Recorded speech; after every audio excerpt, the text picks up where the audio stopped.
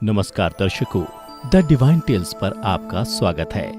आज के इस एपिसोड में मैं आपको एक ऐसी कथा के बारे में बताने जा रहा हूं जिसमें भगवान विष्णु ने माता लक्ष्मी को एक फूल तोड़ने के कारण नौकरानी बनने का शाप दे दिया। कथा के अनुसार एक बार भगवान विष्णु जी शेषनाग पर बैठे बैठे बोर हो गए और फिर उन्होंने मन ही मन पृथ्वी लोक के भ्रमण का निश्चय किया। वैसे तो कई साल हो गए थे उन्हें धरती लोक पर आए हुए, इसलिए वो अपनी तैयारी में लग गए। उधर भगवान विष्णु को तैयारी करता देख माता लक्ष्मी ने उनसे पूछा, स्वामी, आज सुबह सुबह कहाँ जाने की तैयारी हो रही है? तब भगवान विष्णु ने माता लक्ष्मी से कहा, हे प्रिय, मैं पृथ्वी लोक के भ्रमण पर जा रहा हूं। तब माता लक्ष्मी ने कहा, हे स्वामी, क्या मैं भी आपके साथ चल सकती हूं?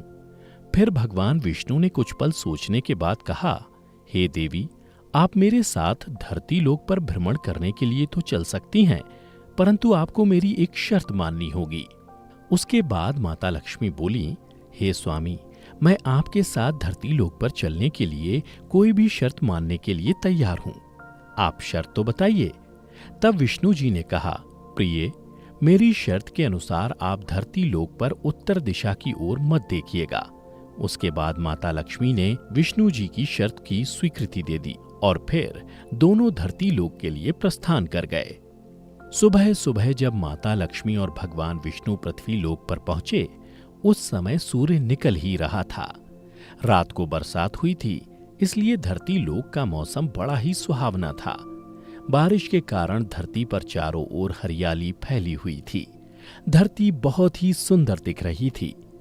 धरती की सुंदरता देख माता लक्ष्मी मंत्रमुग्ध हो गईं और इधर उधर देखने लगीं। धरती की सुंदरता देख माता लक्ष्मी ये भूल गईं कि उन्होंने भगवान विष्णु को क्या वचन देकर धरती लोक पर आई हैं।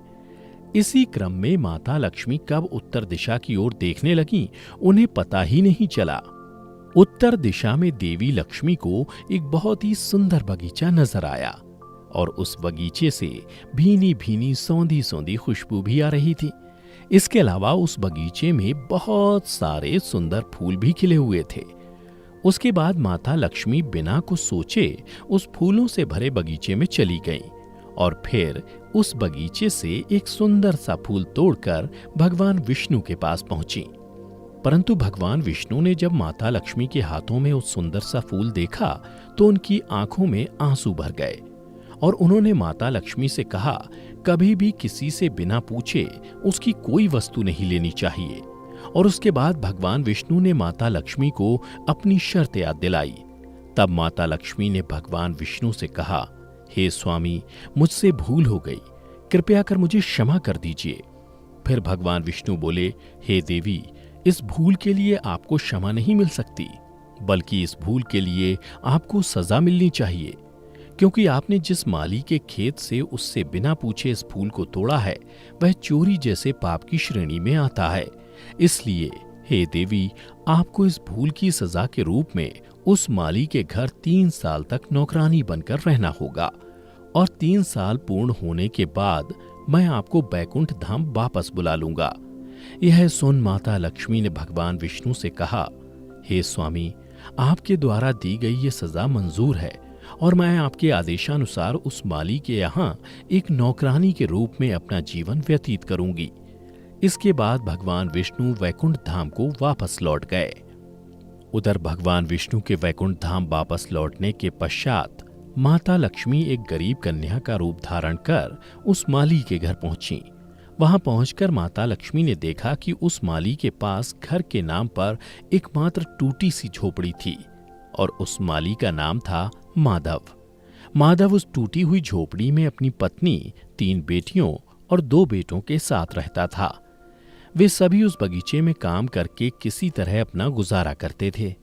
फिर माता लक्ष्मी जब एक गरीब कन्या के रूप में झोपड़ी के आंगन में पहुंची तो माधव ने पूछा, बेटी, तुम कौन हो और यहाँ किस लिए आई हो? तब कन्या रूपी माता लक्ष्मी ने माधव से कहा, मैं एक गरीब लड़की हूं और मेरी देखभाल करने वाला भी कोई नहीं है और मैं कई दिनों से भूखी भी हूं। कृपया आप मुझे अपने यहाँ कोई काम दे दो, मैं आपके घर का भी काम कर दिया करूंगी। कृपया कर आप मुझे अपने यहाँ रख लो माधव बहुत ही भला इंसान था। उसे उस लड़की की बातें सुनकर दया आ गई। फिर माधव ने कन्या रूपी माता लक्ष्मी से कहा, बेटी, मैं तो एक गरीब माली हूं। अपनी कमाई से बड़ी ही मुश्किल से मैं अपने घर का खर्च चला पाता हूं, परंतु अगर मेरी 3 की जगह 4 बेटियां होती तो भी मुझे इस कमाई में किसी तरह गुजारा करना पड़ता। इसलिए अगर तुम मेरी बेटी बनकर मेरे घर में रहना चाहती हो तो रह सकती हो। जैसा हम लोग रूखा सूखा खाकर रहते हैं, अगर तुम वो खाकर यहां खुश रह सकती हो तो अंदर आ जाओ। माधव की ये बातें सुनकर माता लक्ष्मी वहां रहने को तैयार हो गईं। उसके बाद माधव कन्या रूपी माता लक्ष्मी को झोपड़ी के अंदर ले गया और अपने परिवार के बाकी लोगों से मिलवाया और बोला, आज से ये कन्या मेरी बेटी बनकर इस झोपड़ी में हम लोगों के साथ रहेगी। यह सुन माधव के परिवार वाले खुश हो गए। उधर मां लक्ष्मी के आने के बाद दूसरे दिन माधव की इतनी कमाई हुई कि उसने शाम तक एक गाय भी खरीद ली। इसी तरह दिनों दिन माधव की आमदनी बढ़ने लगी। इसके बाद माधव हमेशा ये सोचने लगा कि हो ना हो ये लड़की अवश्य ही कोई देवी है, जिसके आने के बाद ही मुझे ये सारी सुख सुविधाएं मिली हैं। इसी तरह 3 साल बीत गए और जब अगले दिन माधव खेतों से काम करके अपने घर आया तो उसने अपने घर के दरवाजे पर एक देवी स्वरूप गहनों से लदी एक महिला को देखा। फिर उसने जब नजदीक आकर उस महिला को देखा तो वह जान गया कि यह तो मेरी मुंह बोली चौथी बेटी है। और फिर उसे यह समझते देर न लगी कि यह महिला कोई और नहीं बल्कि स्वयं माता लक्ष्मी है। फिर उसने अपने पूरे परिवार को बाहर आने को कहा। बाहर आकर उसके परिवार वाले माता लक्ष्मी को देखकर हैरान हो गए। उसके बाद माधव ने हाथ जोड़ते हुए माता लक्ष्मी से कहा, मां, मुझे और मेरे परिवार को माफ कर दो। मैंने अनजाने में आपसे खेत और घर के काम करवाए। इस अपराध के लिए हम सभी को माफ कर दो मां। माधव के मुख से ऐसी बातें सुनकर मां लक्ष्मी मुस्कुराते हुए बोली, माधव, तुम बड़े ही अच्छे और दयालु व्यक्ति हो।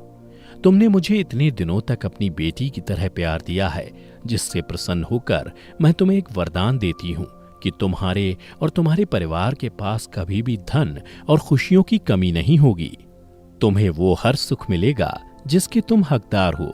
इसके बाद माता लक्ष्मी विष्णु जी द्वारा भेजे गए रथ में बैठकर वैकुंठ धाम वापस चली गईं। तो दर्शकों, आपको हमारी ये कथा कैसी लगी? नीचे कमेंट करके जरूर बताइएगा। अगर कथा अच्छी लगी हो तो इसे ज्यादा से ज्यादा लाइक और शेयर करना मत भूलिएगा। साथ ही अगर आपने अभी तक हमारे चैनल द डिवाइन टेल्स को सब्सक्राइब नहीं किया है तो अभी सब्सक्राइब कर लें। अब हमें दीजिए इजाजत। आपका बहुत बहुत शुक्रिया।